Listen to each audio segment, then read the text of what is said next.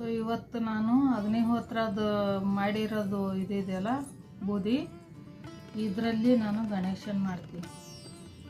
ವರ್ಷ ನಾನು ರೆಡಿ ಗಣೇಶನೇ ತಗೊಂಬಂದು ಪೂಜೆ ಮಾಡ್ತಿದ್ದೆ. ಈ ವರ್ಷ ನಾನು ರೆಡಿ ಗಣೇಶ ಇಲ್ಲೇ ಮನೆ ಹತ್ರ ಬರ್ತವೆ ಅಂತ ದಾರಿ ನೋಡಿದೆ. ಯಾಕೋ ಈ ವರ್ಷ ಬರಲೇ ಇಲ್ಲ. ಭಾಳ ಸರಿ ನೋಡಿ ಬಂದೆ, ಎಲ್ಲೂ ಬರಲಿಲ್ಲ. ಆಮೇಲೆ ನಮ್ಮ ಮನೆಗೆ ಜಾಗನೂ ಇರಲಿಲ್ಲಲ್ಲ. ನಾನು ಈ ಸಾರಿ ಸಣ್ಣ ಮೂರ್ತಿ ತೊಗೋಬೇಕು ಅಂತ ಅಂದ್ಕೊಂಡಿದ್ದೆ. ಹೋದ ವರ್ಷ ಆಚೆ ವರ್ಷ ಎಲ್ಲ ದೊಡ್ಡವೇ ತೊಗೊಂಡಿದ್ದೆ. ಆದರೆ ಈ ವರ್ಷ ನನಗೆ ಬೇಡ ಬಿಡು, ಸುಮ್ಮನೆ ಜಾಗ ಇಲ್ಲ, ಹುಡುಗರಿಗೆ ಮಲಗೋಕ್ಕೆ ಕಷ್ಟ ಆಗುತ್ತೆ ಅಂಥೇಳಿ ಚಿಕ್ಕ ತೊಗೋಬೇಕು ಅಂತ ಅಂದ್ಕೊಂಡಿದ್ದೆ. ಗಣೇಶ ಬರಲೇ ಇಲ್ಲಲ್ಲ. ಆವಾಗ ನನಗೆ ಅನ್ನಿಸ್ತು, ನಾನು ಚಿಕ್ಕವಳಿರ್ಬೇಕಾದ್ರೆ ಒಂದು ಸರಿ ನಾನು ಗಣೇಶ ಮಾಡಿಕೊಟ್ಟಿದ್ದೆ. ನಮ್ಮಪ್ಪ ಇದ್ದರು ಆವಾಗ. ಸೇಡಿಯಿಂದ ಮಾಡಿದ್ದೆ ಫಸ್ಟ್ ಟೈಮ್. ನಾನು ಗಣೇಶ ಮಾಡಿದಾಗ ಸೇಡಿಯಿಂದ ಮಾಡಿದ್ದೆ. ಸೇಡಿ ಅಂದರೆ ಬಿಳಿ ಕಲರ್ ಇರ್ತೈತಿ, ಅದರಿಂದ ಮಾಡಿ ಮನೆಯಲ್ಲಿ ಗಣೇಶನ ಪೂಜೆ ಮಾಡಿದ್ವಿ. ಅದಾದಮೇಲೆ ಮತ್ತೆ ಮಾಡ್ತಿದ್ದೆ ನಾನು ಭಾಳ ಸರಿ ಗಣೇಶನ ಮೂರ್ತಿಗಳು ಮಾಡಿ ಮಾರಾಟ ಮಾಡಿದ್ದೆ, ಬೇರೆ ಬೇರೆ ಡಿಸೈನಲ್ಲಿ. ಬಟ್ ಈ ಸರಿ ನನ್ನ ಹತ್ರ ಅದು ಮೆಟೀರಿಯಲ್ಗಳೆಲ್ಲ ಇರಲಿಲ್ಲ. ಅಂದರೆ ಅದೆಲ್ಲ ಪ್ಲಾಸ್ಟರ್ ಆಫ್ ಪ್ಯಾರಿಸ್ ಅಂಥೇಳಿ ಎಲ್ಲ ಸಿಗ್ತವೆ, ಅದರಲ್ಲಿ ನಾನು ಗಣೇಶನ ಮಾಡ್ತಿದ್ದೆ. ಬಟ್ ಈ ವರ್ಷ ನಾನು ಅಂಥದ್ದೆಲ್ಲ ಏನು ಪ್ರಯತ್ನ ತರೋದಕ್ಕೆ ಮಾಡಿಲ್ಲ.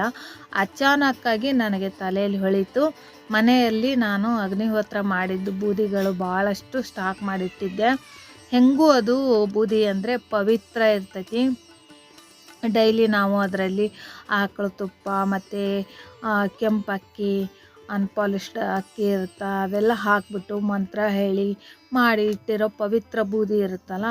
ಸೊ ಅದರೊಳಗೆ ಮತ್ತೆ ನಾನು ಇದು ಮಾಡಬೇಕಾದ್ರೆ ನಾನು ಸ್ವಲ್ಪ ಅರಿಶಿಣ, ವಿಭೂತಿ, ಕರ್ಪೂರ ಎಲ್ಲ ಹಾಕಿಬಿಟ್ಟು ಮಾಡಿದ್ದೀನಿ. ಹಾಲೆಲ್ಲ ಹಾಕಿದ್ದೀನಿ. ಮತ್ತು ಇದು ಬೇಲ್ಪತ್ರೆ ಇರುತ್ತಲ್ಲ, ಅದರಿಂದ ನೀರನ್ನು ಸ್ಟಾರ್ಟಲ್ಲಿ ಹಾಕಿದ್ದೀನಿ. ಸೊ ಎಲ್ಲ ರೀತಿಯಿಂದ ಪವಿತ್ರ ಮಾಡಿ ಮತ್ತು ನಾನು ಗಣೇಶನ ವಿಗ್ರಹ ಮಾಡೋಕ್ಕೆ ನೋಡಿದೆ.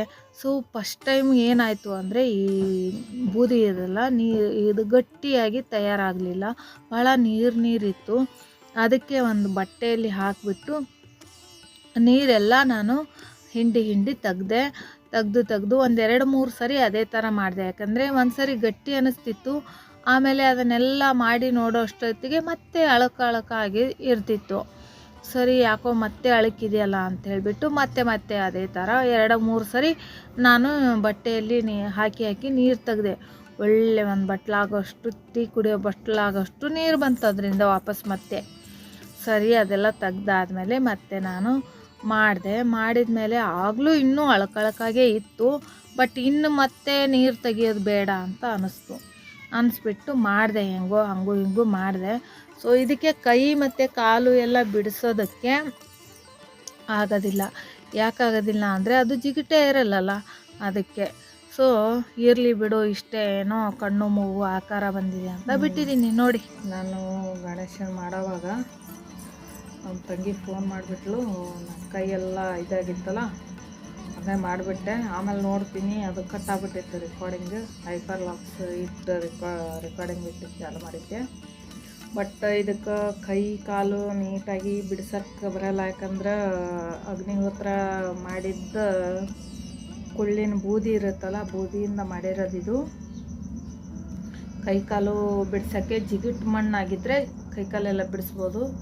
ಅದು ಜಿಗಿಟ್ ಮಣ್ಣಿಲ್ಲಲ್ಲ, ಅದಕ್ಕೆ ಓಕೆ ಇದೆ. ಈ ಥರನೂ ಕೆಲವೊಂದು ಗಣೇಶ ಇರ್ತವೆ, ಕೆಲವೊಂದು ಮಾಡಿರ್ತಾರೆ ಹಿಂಗೆ ಗುಂತಿ ಥರನೇ ಕಾಣಿಸ್ತಾವೆ ನೋಡೋಕ್ಕೆ, ಆದರೆ ಗಣೇಶನ ಆಕಾರ ಕಾಣಿಸ್ತಿರ್ತೈತಿ. ಹಾಗೆ ಆಗೈತಿ ಇದನ್ನು. ನೋಡಿರಿ ಡೀಟೇಲಾಗಿ ನೋಡಿರಿ, ಈ ಥರ ಮಾಡಿದ್ದೀನಿ. ಮುಂದೆ ಇದೊಂದು ಇಲ್ಲೆಪ್ಪರಾಯ, ಇದೊಂದು ಗಣೇಶ. ನಮ್ಮಲ್ಲಿ ಸಾಣ್ ಮಾಡಿದ್ವಿ. ಇದು ಬೇರೆ ಥರ ಆಗೈತಲ್ಲ, ಕೈ ಕಾಲೆಲ್ಲ ಮಾಡೋಕ್ಕಾಗಲ್ಲ. ಇದು ಇದು ಜಿಗಿಟ್ಟಿರಲ್ಲ. ಯಾಕನ್ಸಕತ್ತಿಲ್ಲ ನೋಡಿಲಿ ಸೊಂಡಿ ಆ ಕಣ್ಣದು ಬಿಡಿಸ್ಬೇಕು ನಾವು ಇನ್ಮೇಲೆ. ಕಣ್ಣದು ಕಲ್ಲರ್ಲೆ ಬಿಡಿಸ್ತಾರ. ಕಿವಿ ಇದೆ ನೋಡಿದು, ಇದು ಇವು 2 ಕಿವಿ.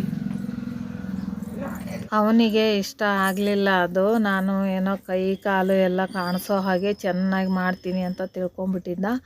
ಇದು ಈ ಥರ ಆಗಿರೋದು ನೋಡಿ ಅವನಿಗೆ ಬೇಜಾರಾಯಿತು. ಆದ್ರೂ ಅವನಿಗೇನು ಅರ್ಥ ಆಗುತ್ತೆ, ಅದು ಜಿಗಿಟ್ ಮಣ್ಣಿದ್ರೆ ಸ್ವಲ್ಪ ಚೆನ್ನಾಗಿ ಬರ್ತವೆ. ಇದು ಮತ್ತು ನಾವು ಇದರಲ್ಲಿ ಕೈ ಕಾಲೆಲ್ಲ ಮಾಡೋಕ್ಕೆ ನೋಡಿದ್ರೆ ಆಮೇಲೆ ಅದೇನಾದರೂ ತುಂಡರಿಸಿ ಬಿತ್ತು ಅಂದರೆ ಮತ್ತೆ ಅಪಶಕ್ನ ಆಯಿತು ಅಂತ ಸಂಶಯ ಎಲ್ಲ ಬರುತ್ತಲ್ಲ. ಅದಕ್ಕೇ ಆ ಥರ ನಾನೇನು ರಿಸ್ಕ್ ತೊಗೊಳಕ್ಕೆ ಹೋಗಲಿಲ್ಲ.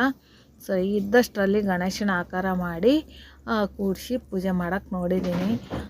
ಟೋಟಲ್ ಮಾಡಿದ ಮೇಲೆ ನಮಗಂತೂ ಮನಸ್ಸಿಗೆ ತೃಪ್ತಿನೇ ಆಗಿದೆ, ಚೆನ್ನಾಗಾಗಿದೆ ಅಂತಲೇ ಅನಿಸಿದೆ. ನಿಮಗೆ ಹೆಂಗೆ ಅನ್ನಿಸ್ತಿದೆ ಅಂತ ನನಗೊಂದು ಸ್ವಲ್ಪ ಹೇಳಿ.